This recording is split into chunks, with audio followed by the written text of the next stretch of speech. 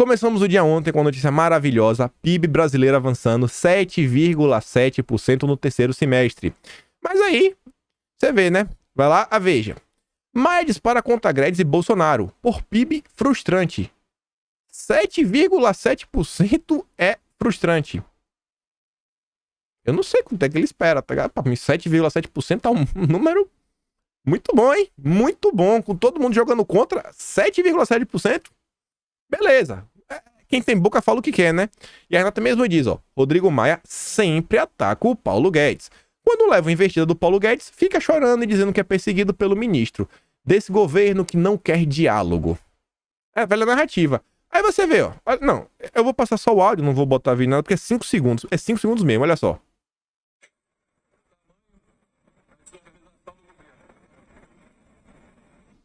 O PIB é do tamanho da desorganização do governo. Aí assim, ó, o PIB de 7,7% é do tamanho da desorganização. Rapaz, que governo desorganizado, viu? PIB gigante. Desorganiza mais aí pra ver se bate uns 20%. É inacreditável. É só a narrativa, cara. É contra a realidade. É o número. E o cara nega a realidade. O cara nega uma realidade na frente dele. Aí, durante o dia, aqui tá tudo ligado à presença da Câmara, né? É Rodrigo Maia batendo de um lado, o governo apresentando dados, números, resultados. E Maia só bate na narrativa. Aí vem o antagonista, sempre eles, pra falar o seguinte, ó. Planalto trava a reforma tributária para evitar a vitória de Maia. Eu postei isso no Twitter e perguntei, cara, peraí. Essa matéria aí foi encomendada pelo Maia, pelo Huck, pelo Moro, pelo FHC, pelo Dória, pelo DEM. Cara, uma matéria dessa com base em quê? No achismos. Aí você vê, ó. A aprovação da reforma, segundo assessores palacianos, traria força para Rodrigo Maia. Só narrativa. Eu vou mostrar o conteúdo da matéria. Mas antes, eu tô falando, cara, quem foi que publicou isso com base em quê? Aí vem o Rodrigo Maia. Ele compartilha a matéria e fala, ó. Se esta informação for verdadeira, ele nem sabe se é, fica claro que o próprio governo está obstruindo a pauta econômica e com a intenção de me prejudicar, no fundo vai prejudicar milhões de brasileiros. Aí o Fiuza responde mais e fala o seguinte, ó, ô rapaz, ó, se você não sabe se a informação é verdadeira e usa para atacar outro poder da República, você demonstra que para você a verdade tanto faz. O que prejudica milhões de brasileiros é surto de fofoca numa hora dessas. Ai, o Fiuza, eu queria ser bom assim, viu, pra responder as pessoas. Aí, né? Se for verdade, o cara nem sabe. Ele nem sabe se é, usa pra atacar o governo. Mas vamos ver o conteúdo da matéria. A matéria falava o seguinte, ó. O grupo encabeçado por Maia tem utilizado a reforma tributária para negociar o apoio dos partidos de esquerda. Então, peraí. O Maia tá usando essa reforma para ganhar apoio da esquerda. Como mostramos, o antagonista que mostrou, o relator fez ao menos 3 mudanças na proposta para agradar a oposição, como o aumento progressivo na tributação de herança. Gente, vai aumentar imposto.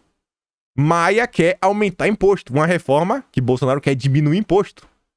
E aí ele tá falando que o governo quer atrapalhar ele. Olha só. Com a ordem de Bolsonaro, Barros soltou uma nota hoje para dizer que o governo espera o relatório de Aguinaldo Ribeiro para se posicionar. É desejo do presidente uma reforma tributária que simplifique e modernize os impostos sem aumento da carga tributária, sem aumento de imposto. Ou seja, olha como é que o governo está atrapalhando. O governo pediu um relatório para saber, cara, me explica o que é que está acontecendo, porque a gente não quer que o imposto aumente. A gente está fazendo uma reforma que é algo extremamente complicado, que vai durar aí mais de 20 anos, com certeza, que ninguém vai tocar nisso daí, é um vespeiro. Ninguém tem coragem, só o governo Bolsonaro. Então, vamos fazer uma coisa para melhorar. A gente não quer fazer uma piora, a gente quer fazer uma reforma positiva. Aí não, tá atrapalhando. Vocês não estão deixando a gente aumentar o imposto. É inacreditável. Aí vem, ó. O grupo de Maia tenta concluir o relatório da reforma até o início da próxima semana. Os deputados tentam um acordo para votar o texto na comissão mista no próximo dia 10. Apesar de Maia dizer que tem cerca de 320 votos para aprovar a PEC, ainda falta articulação para fechar o texto. Ou seja, só falta o Maia mostrar o relatório e mostrar que não tem aumento de imposto. Mas quem atrapalha é o governo. Quem atrapalha é o governo o tempo todo. Aí, resuminho. O antagonista veio, como sempre agora atrasado, cada dia com menos fontes, desde que Sérgio Moro saiu, para falar, né, como estão as disputas pelo comando da Câmara e do Senado. Aí fala muita coisa que a gente vem falando, até mais acrescentou umas besteirinhas que vale a pena de comentar. Aí fala aqui. Dos candidatos de Maia, o Aguinaldo é até amigo, tudo, não tem muito problema, até que fosse para Maia trazer os votos da esquerda para ele, e falar assim, não, eu vou pedir para a esquerda votar em você. Qual o problema? É que o partido não vai querer o Aguinaldo, porque o partido PP já chancelou o Lira. Baleia Rossi poderia ir, mas tem um problema da esquerda. Não vai votar por todo aquele problema do MDB, com Dilma, o Temer. Depois tem o Marcos Pereira. Segue a mesma linha. Não tem um problema em si com o Temer, da Dilma, o PT e por aí vai. Mas o Marcos Pereira, ele é do Republicanos, que tem a base evangélica. É um partido muito mais conservador do que o MDB, que o PP. Muito mais assim, né? Na escala de... A gente sabe, né? Se Bolsonaro em conservadorismo é 10, esses caras aí são, sei lá, 5. Mas a esquerda é menos 10. Então, tá lá, né? A gente sabe. Tá muito aqui, mas em comparação não é assim. Fora que os republicanos têm Carlos e Flávio Bolsonaro. Pô, vai votar no cara do partido, dos filhos do presidente. Então, pra esquerda não fica um nome muito viável. E aí, nas negociações, que é o que eu vou falando pra vocês há mais de 30 dias, estão em jogo espaços em comissões da Câmara, alianças para 2022, pautas econômicas e agenda do parlamento nos 2 últimos anos antes da corrida presidencial. Elas incluem pedido de impeachment de Bolsonaro e, obviamente, cargos no governo federal, como a possível recriação de ministérios. Então, é um pacote imenso, gente. O peso dessa eleição é gigante, é algo maior, mais impactante que a eleição municipal. É gigante, gigante. O Brasil já tá parado, vocês estão vendo aí. A gente vinha falando, e agora o negócio cresceu.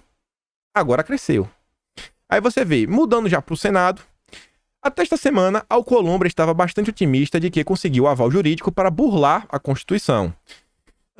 Porém, nos últimos dias, como noticiamos ontem, a situação do senador do Amapá mudou um pouco por causa da forte reação contrária à possibilidade da reeleição inconstitucional, que ainda será decidida pelo STF.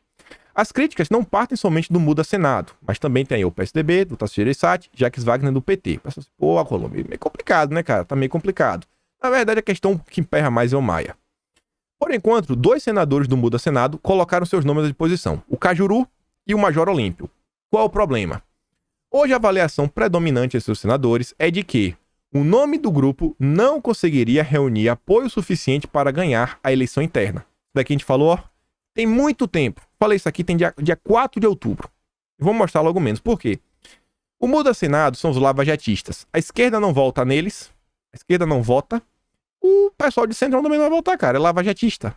Lavajatista. Lavajatista é lavajatista. É a turminha do Moro. No Senado não tem vez. O PSDB não tem um grupo forte no Senado. O DEM não tem um grupo forte no Senado. É o MDB. Não vai, cara. Não vai. É o pessoal do Podemos, basicamente. O Podemos é um partido muito grande no Senado. Aí tem os senadores, juntou lá o Major Olímpio do PSL, um aqui, outro lá, formou 14. Não vai. Não vai. Álvaro Dias, líder do Podemos, também seria uma opção, embora não tenha assumido publicamente essa possibilidade. Em outubro, o protagonista revelou aqui algumas dissidências e atritos no Muda Senado, o que, direto ou indiretamente, favorece Alcolumbre. É aquela coisa. Outro fator novo desta semana é a informação de bastidor, publicada ontem, de que o MDB avisou ao Alcolumbre que o partido não vai embarcar em uma reeleição com liminar. Apesar da sinalização, a bancada está dividida. Os senadores Fernando Bezerra Coelho e Eduardo Gomes, líderes do governo no Senado e no Congresso, respectivamente, defendem até aqui a reeleição de Alcolumbre, que ainda conta com a simpatia do Planalto. O MDB ficará à espreita aguardando o posicionamento do STF para ver, né? Para não ter muito desgaste. O partido tem para indicar nomes o de Eduardo Braga, atual líder, além dos 2 líderes do governo, e Simone Tebet, derrotada internamente por Renan Calheiros. Galera, eu acho que o Eduardo Gomes, dentre os nomes possíveis, podia até ser um nome interessante. Porque ele é o líder do governo no lugar. Um cara aí que vem, uns posicionamentos em coisa, no estadozinho assim menor. Mas vocês acham, conhecendo esse pessoal, ia votar no... O Lira, que todo mundo sabe, que é lá, sei lá, do PP para o Centrão. O pessoal já tá falando que é o candidato de Bolsonaro, é o bolsonarista raiz. A esquerda tá falando, ó, o cara é Bolsonaro, não votar no cara. O Eduardo Gomes, esse aí que tá muito mais próximo ao Bolsonaro, eu acho muito difícil. Bezerra não é. Então, a situação do Senado tá muito complicada. Muito complicada a situação do Senado. Sabe, você juntar o nome de força. E aí, junta essas coisas aqui, ó. Sai a matéria, a gente tá falando do Maia, né? Sai a matéria também aqui no antagonista. O caminho de Arthur Lira, que sempre sonhou em derrotar Rodrigo Maia. Eu achei interessante essa matéria seguinte, ele fala o seguinte, ó. Cada vez com mais espaço na imprensa, os jantares valeram a pena. Entre os pares, vendendo a imagem de amigo de todo mundo, ele dizia que o então candidato do DEM não conseguia entregar tudo o que prometia aos deputados. E o que foi que eu achei interessante foi o seguinte, ó, cada vez com mais espaço na imprensa. Cara, eu não vi a imprensa noticiando muita coisa, né, sobre a presidência da Câmara. A imprensa começou a noticiar por agora, ele deu uma entrevista, esse cara, só. Importante a narrativa. Agora, quem deu realmente assim espaço foi o antagonista, que fez questão de relembrar várias coisas que são verdades. Isso aqui é verdade, gente.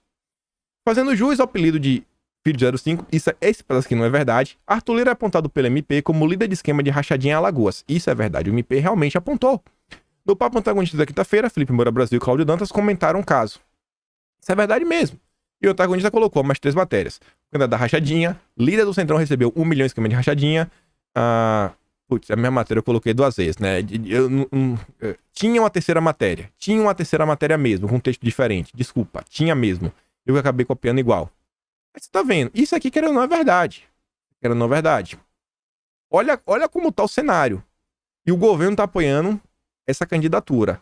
Eu acho que deve estar tendo assim, muitos acordos, mas muitos acordos mesmo. E o governo não deve estar mirando o candidato dos sonhos. Vocês viram lá, o próprio protagonista falou, pô, é comissão, é isso, aquilo, outro.